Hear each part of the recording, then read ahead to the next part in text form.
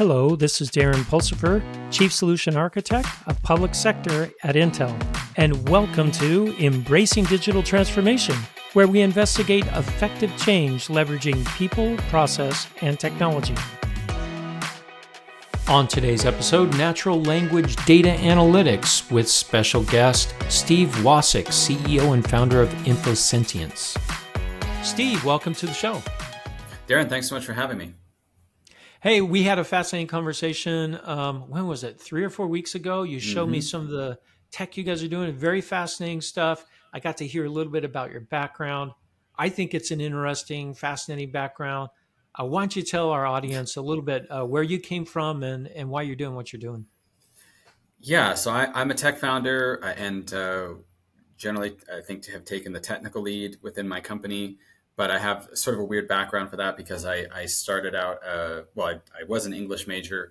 I was actually at the University of Hawaii and I was trying to be a screenwriter and was in Hollywood for a few years. And then I ended up going to law school and was in law school at Northwestern in Chicago. And in my third year, I had this sort of completely random idea for fantasy sports, for a product for fantasy sports that just became sort of my overwhelming passion. And so I worked on this app basically when I was finishing up law school. And after I graduated, I raised some money and started this company and ended up having to sort of, in some ways, learn how to be a programmer. I took programming in high school and really liked it and kind of kept up on it.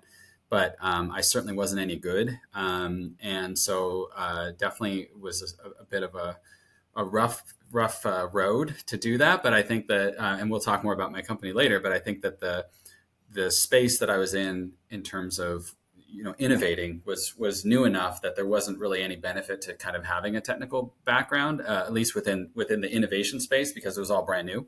And in some ways having an English background and having a legal background, which is a lot about logical rules and relationships and things like that, I think really helped me out. So yeah, that's kind of a different path, I think, for a technical founder at least. But I don't know, I'm still here, so it wasn't that bad. Well, you're every computer scientist's worst nightmare. I'll just tell you that right up front. I'm a software engineer. Oh, okay, yeah. Yeah, and you guys drive us crazy because you got all these crazy ideas and you could figure out how to do it. And those computer scientists are like going, no, you can't do that. But you do it, right? Yeah. And then you drag people along and they go, all right, we can fix this up. I love when people do cross-domain type stuff because you bring new ideas. You have that diversity that brings it into the field. And when I saw your stuff, I could tell there was a different mind behind it, right? Meaning it was more, and we'll get to that later, but it was more user-friendly, which is a big problem for a lot of technical people. They don't do things user-friendly. It says, well, you got to learn how to use the tool. Yeah. No. Yeah. I think it was a bit difficult for my first employee who was trained, in computer science, because I had ideas and looking back on them, a lot of times they really were the correct idea, right? Like they were coming from this place of having struggled within the field that I was working with, which is natural language generation, and kind of understanding where the wrong turns were. And so I was like, hey, we got to do it this way. But it was also, that package was also coming along with like, I don't know what a dictionary is, so I'm just using arrays and some sort of weird, so it's like hard for him to be like, how could this possibly be the right solution? Because the syntax is so stupid, it's almost like you get this challenge if somebody's like talking in a second language, and it's like they can be brilliant, but they're having trouble with, it's hard to figure out, with the actual communication. So it's kind of like that. So I think that was some struggles for us when we were starting off, of him just kind of being like, I don't think this is right, and so that was definitely something we worked through. I told you, you're a software engineer's worst nightmare because you push us outside of our boundaries. Yeah. And we all get stuck in our boxes. And I love how you pushed outside of the box on this. When you showed me the product, I was like, oh, that's pretty clever. Thank you. That's really clever, pushing way beyond what us computer scientists think about. So let's talk about the problem space. First off, you said fantasy sports specifically. If you're in Chicago, it's got to be baseball.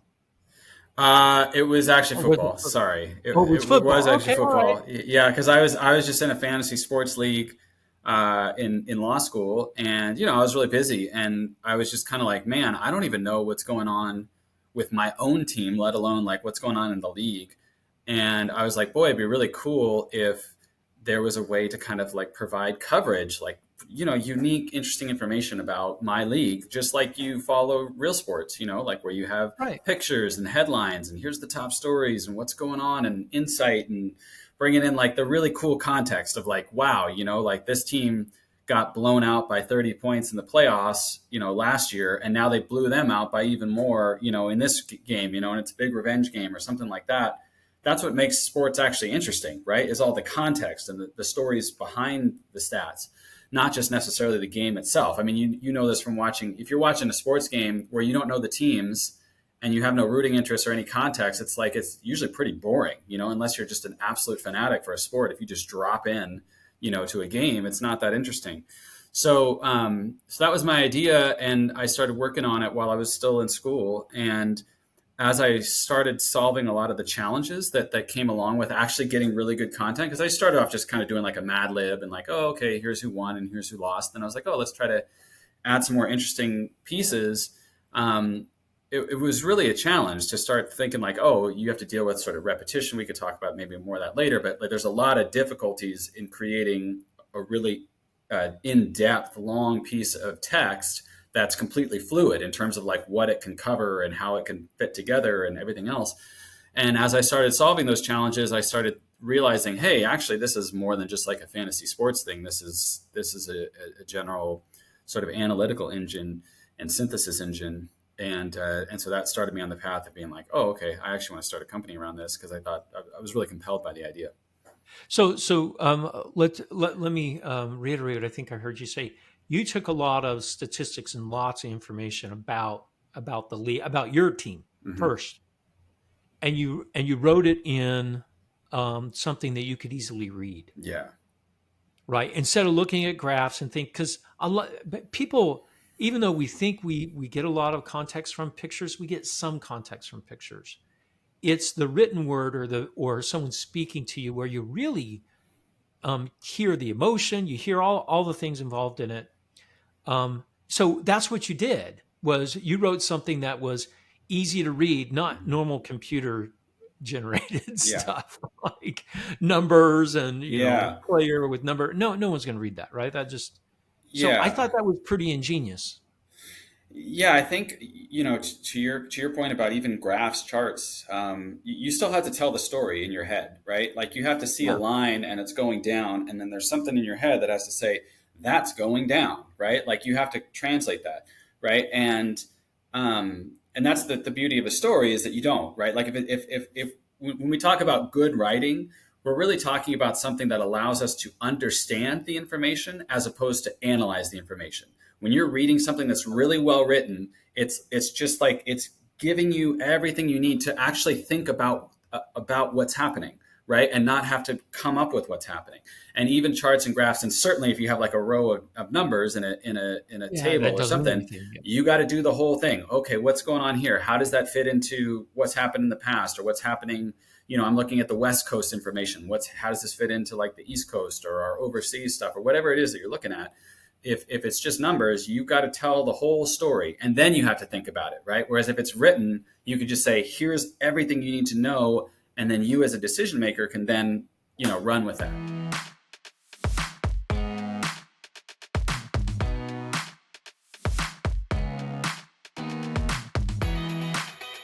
So that's really interesting. I love how you said well written provides the whole story and color all in one.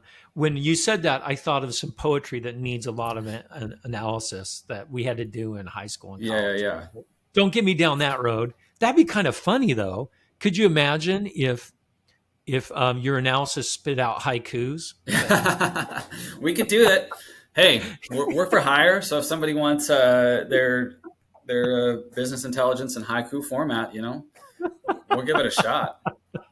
Or iambic pentameter, right? Yeah, All the sonnets that that'd be tricky, but yeah, Shakespeare we could wrote. try it. That'd be pretty funny. So, all right. So the written word in conjunction with graphs, because you guys have Oh yeah. graphs too in your stuff. So you're doing the analysis. Yes. Okay, so we all know AI needs a lot of data in order to understand other data, right? Hmm. So how are you training your analytics engine? And all right, you've done it for sports. Is it a general analytics engine that I can run against anything now? And then how do I have context? All that stuff. So Yeah, that's a good two-part question because they both relate to each other. So we don't really train it in the sense that it's not like an LLM. It's not probabilistic. We model it. okay, so it's not a large language model like No, no, no. like ChatGPT or Bard or any of those. This is a different AI. Yes. Um, Yes, we use what we call conceptual automata, which is all about breaking apart an event or story or interesting fact into its constituent parts. So I'll use an example from sports to start. Like if you say, "All right, we know what a team is, right? You have this idea of what a team is, and you can add all okay. these sort of characteristics to it." And we can say that it's sort of similar to an organization or it's made up of players. You can look at all these, the subcomponents, everything else. But then you can also have an idea of a team winning a game and what that means, right? And it might mean different things for different sports, right? But you can just have a general concept of a team winning a game. And then you can also have a general concept of a streak, right? Which is just a series of events that happen over time, right? Okay. And then if you put those all together, you can have this idea of a team on a winning streak, right? So you put them all together, and now in our system, when all those things come together, everything else in the system can relate to it because it understands its subcomponents, right? So it understands all the things that it's made of. Because as you get more and more complicated, you can't have like a bunch of if-then statements or templates or anything else that's going to Well, fall yeah, of apart course. instantly. So you have to be able to have the intelligence embedded on these subcomponents and give it the intelligence to be able to combine with other things. So even you could say like, all right, they were on a winning streak and then they lost this game. Well, that's a broken winning streak, right? So it's like, and then that can fit into a narrative, but you can't say that, right? You can't say, hey, they, were on a winning, they were on a winning streak, then they lost. Talk about that game, and then say, hey, they actually won last game, and that was the third straight game that they'd won, right? Even though those are two different things. Hey, they won three straight games, and that they, as of last week, right? Or they broke a winning streak of three games this week, right? Like those are two separate stories in the system if you were to build them out individually.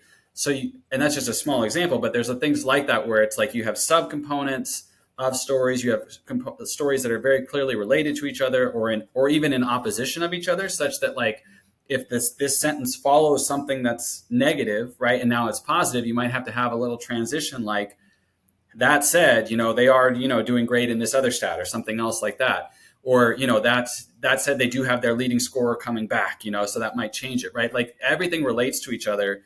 And human beings, this is, our superpower is being able to just have all these conceptual Yeah, to understand the relationships everything, between right? We social just contracts. slot it Yeah. right in, right? But that's something that traditionally computers have struggled with.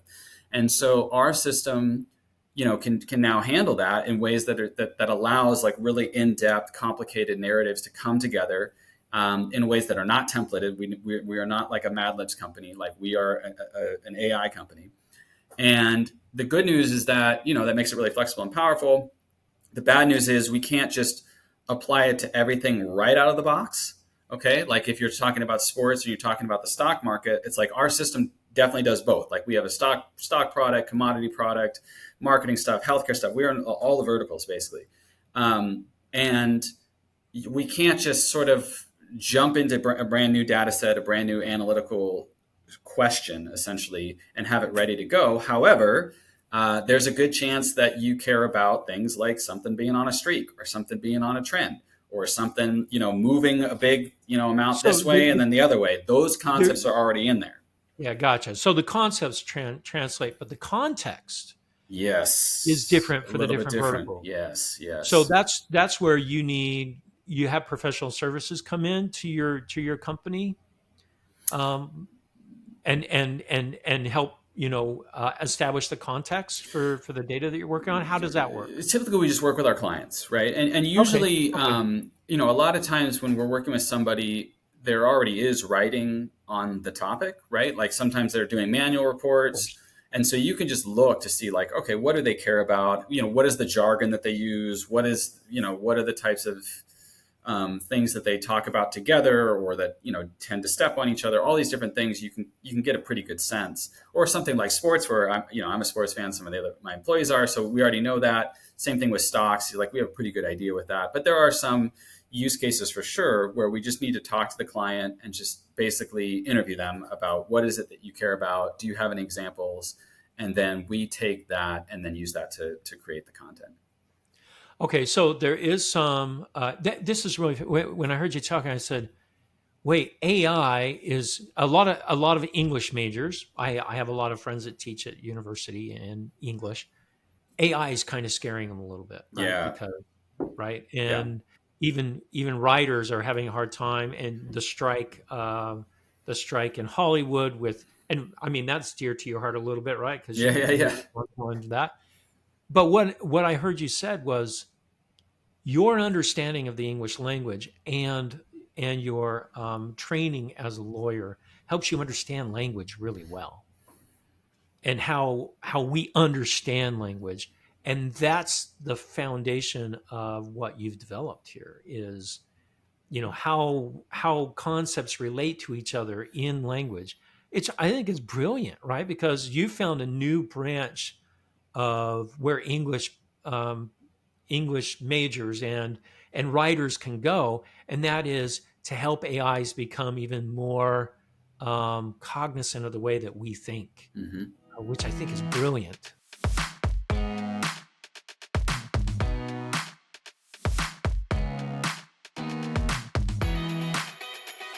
Another question around this: how flexible is um, the tool that I can tune it myself, or do I need you guys to help me tune it for my special case? Because I can tell you from my experience talking to customers, they all think they're special. They all think that no one's ever done anything like we're doing. Okay, 80% of it is the same, but that 20% or maybe even 5%, they want something special. So, how easy is it for me in my company to do I need to sit down with one of your guys to really configure the model or configure the AI to do what I want to do? Yeah, we don't have an enterprise version, so you definitely have to talk to us. And I Okay. will, if you're out there, I will definitely make you feel special, because I would say all of our clients really are their own unique unicorns when it comes to their data. Like no matter what, like even if it's a similar data type of thing that we've had in the past, there's always quirks. And I think that this is actually one of the fundamental problems of data analysis that's out there right now, is that it's really hard to have a sort of one size fits all structure for any data, because once you do that, then you kind of cut off a lot of the unique parts of like Oh, okay. because it's like, let's say you have a company. I actually literally was just talking to somebody last week about this exact issue, where they have a bunch of different manufacturing plants, right?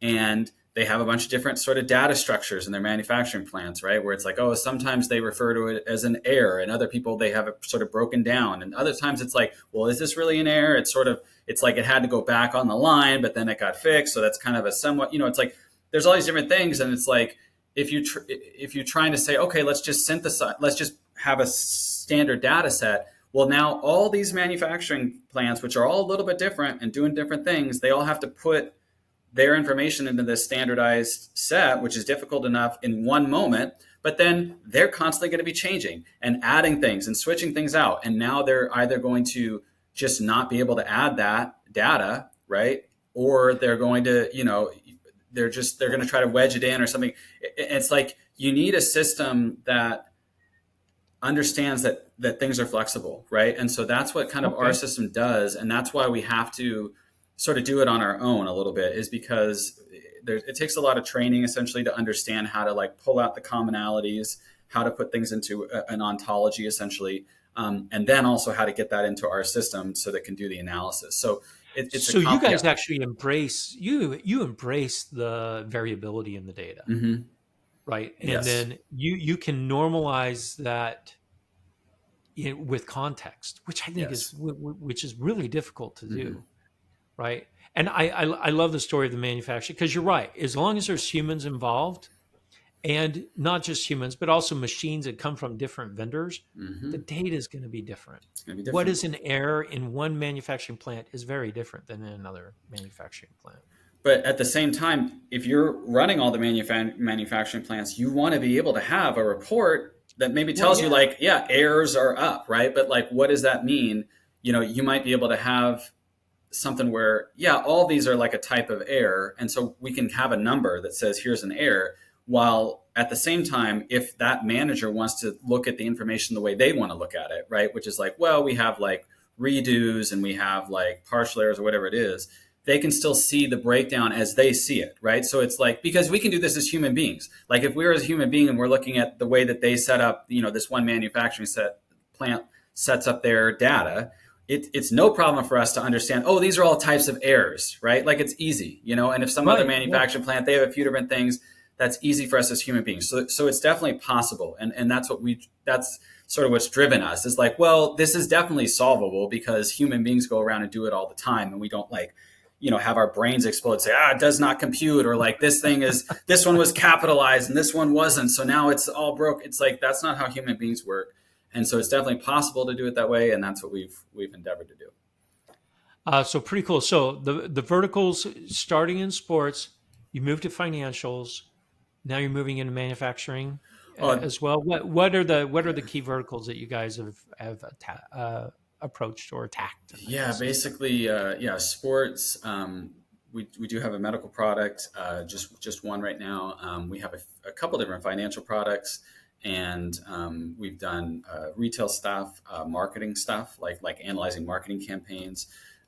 Really, our system can be applied to anything, but from a practical standpoint, we really need something that's pretty complex in terms of what somebody needs to read, right? So I always use the example, if you're talking about, all right, I'm in Indiana, if the Colts are playing the Titans and all you care about is who won, then you don't need our system, right? Because you could just see it was 30 yeah, and to I can 20. who won? Yeah, That's that. If you want to know what happened, well, that's a huge, complicated question because there were thousands of things that happened in the game, and there's literally millions of ways you can contextualize all those, right?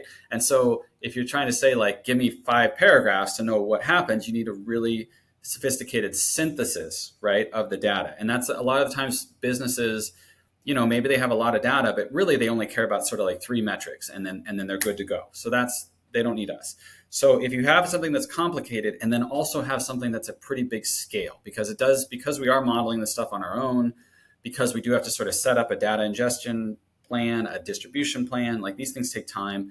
And so it really only makes sense for us to do it if it's going to be a pretty wide scale. But a lot of times big companies have that, right? So it's not just, hey, we oh want a yeah, sales report every quarter, but actually we want everybody on our sales team to be getting a report every week detailing what's happening and how it fits into the larger sales figures and all these different things. If you need something like that, then that's a situation where we can be very helpful. okay. So let's talk about the engagement model a little bit. So if I engage with you guys, your team interviews us. It's an engagement, right? How long does it take from the time that I say, all right, Steve, we want to do this at Intel to look at all of our manufacturing plants and all that stuff, right? And so, what's that look like? How long does that take to typically? I know it's going to be unique Yeah. for every customer, but are we talking a year Oh, no, no, engagement, no. a I mean, week engagement, yeah, 3 months, 3 to 6 months probably. 3 to 6? Yeah. Okay, From like that's not too bad. start to finish. Yeah. And you guys get right down deep in our data, talk to us, right? It's a collaborative thing, right? Yeah, but it's pretty rare that anybody has to spend that much time because Okay, usually I would say 2 to 3 hours tops, to get us started, and then maybe another few hours as we iterate, but it's not like we have to sit down and talk because it's like usually it's pretty straightforward in terms of what we're looking at. Like we have a sense of like in general, okay, you care about this going up or down or these subcomponents, right. and then and so it doesn't usually take that long to sort of figure out the peculiarities, right, of your particular needs and that. So I don't want to give people the impression that they're going to be like having to sort of like train us in whatever system they have. Gotcha, It's because usually you just have data experts. You guys understand data already. yeah, So and usually it's pretty clear more or less what they're interested in, and so it's more about just understanding the subtleties, right? Even some of the jargon, the language, understanding, just how long they want the report, who they want it targeted towards. I mean, things like that. But it's not like a whole, uh, multi-day session or something to get us to know what to do.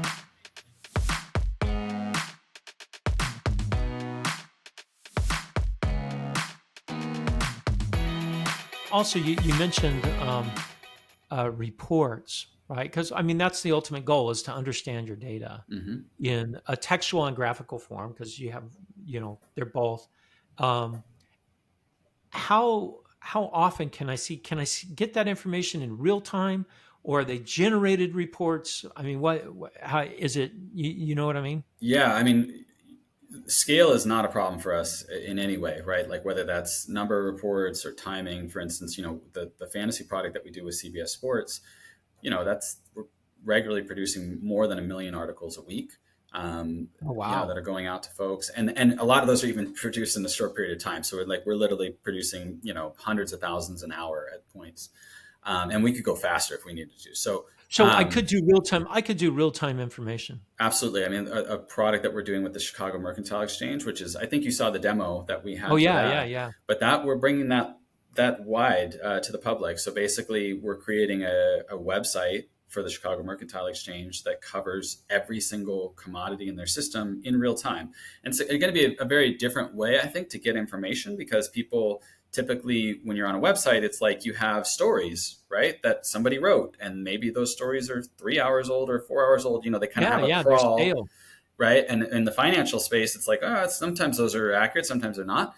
And I think it's going to be very different sort of looking at this website, because you're going to have this huge amount of content and videos and charts and everything on every single topic, except it's just pretty much like, now this is all the information right now, and if something changes, the headline's going to change, and whenever you log on, that's what's going to be there. And you can even put in your preferences in terms of like the types of things that you care about, like the commodities or the types of metrics even, and like all of it's going to change for you. So it's like, these are So it's your things. customized for me what I'm looking for Yes. specifically. So that's pretty cool. It's not a static report. And one thing you showed me, I remember, I thought was really cool. I have a story in front of me. It's generated based off of my preferences, and then I can highlight, something in the text. I says, this is really interesting. I can highlight that. It'll show it on the graph that matches it. Yeah. And then I can click on it and get another story based off of that small amount of data that I said, yeah, I'm really interested in this part of the story. Click, and details in story format again. That drill down capability to me is brilliant, right? Because I can now traverse my data really in story form, which is Right. Yeah. fascinating because the analysis is happening on the fly. Um, to me, this is really about the interface. I know all the cool technology behind it's making it available, Yeah. but when we talk about the real win on this, to Yeah. me, is that you guys are interfacing with a human instead of a human learning how to interface with a computer. Hmm. Very, very the opposite. And I think we're moving in that direction in a lot of other AI, which to me is fascinating. Yeah, I agree with you. I mean, I think that we have had such a greater response to the demo because of that, even though the technology isn't necessarily that much better than it was before when it was just the stories, because now people can really see intuitively, like, oh, this is what's happening. This is the flexibility. This is the power behind it, in ways that just saying, oh, here, read this report that we did on fantasy sports, and then read this report that we did on stocks, and read, it's like people are like, oh, cool. But like when you actually get to like choose your own adventure essentially through your data, it's powerful in a way that wasn't there before. I love that. Choose your own adventure through your data. Yeah. That's the tagline. That's the tagline of the episode. I think it's pretty brilliant, frankly, because we've seen data marts before, and in some respects, this is kind of like a data mart. Hmm.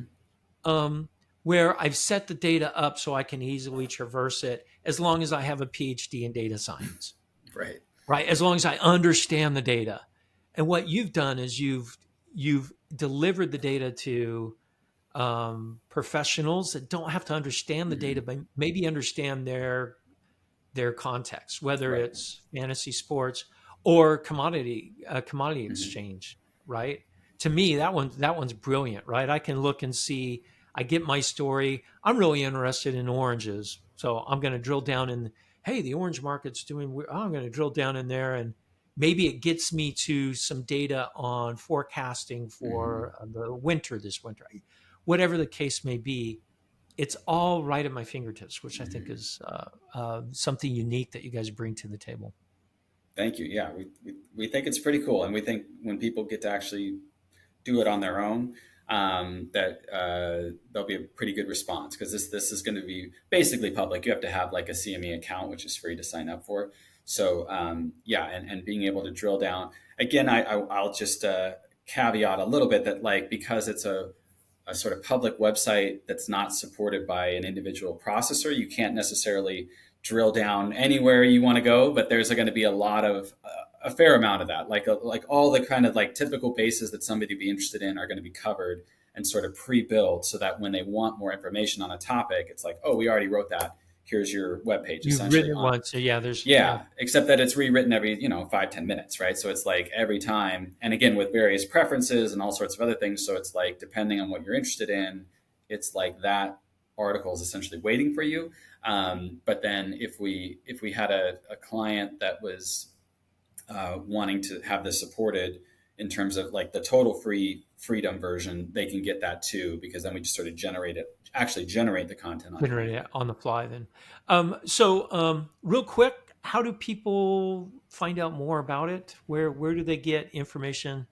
About your company and your products. Yeah, so my company's name is InfoSentience. I don't think we mentioned that, so I'm No, obviously no, I'm yeah, very yeah. bad at marketing. But no, InfoSentience. Well, I'm super bad because that's not even a very good name, but whatever, it is what it is.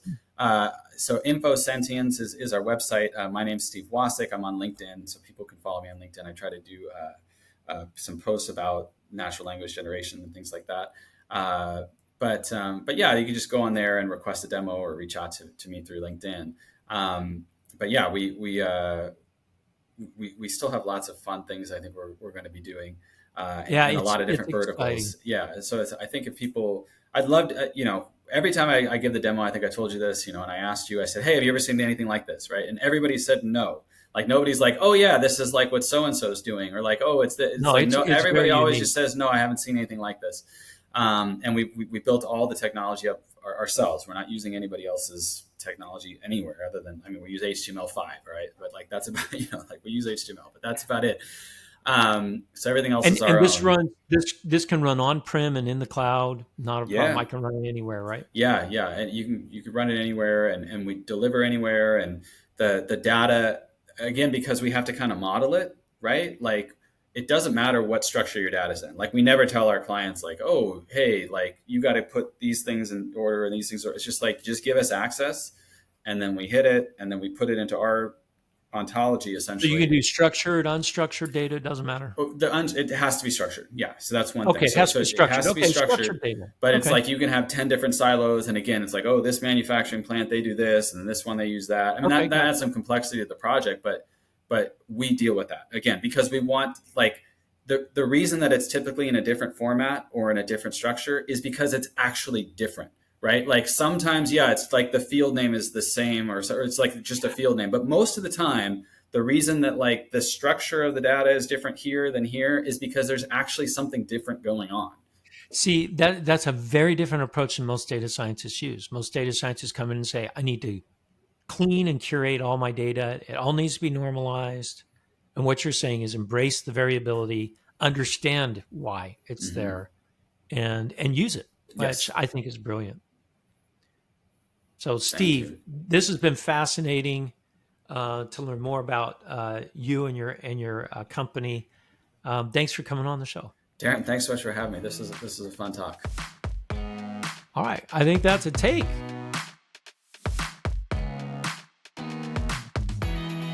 Thank you for listening to Embracing Digital Transformation today. If you enjoyed our podcast, give it 5 stars on your favorite podcasting site or YouTube channel. You can find out more information about Embracing Digital Transformation at embracingdigital.org. Until next time, go out and do something wonderful.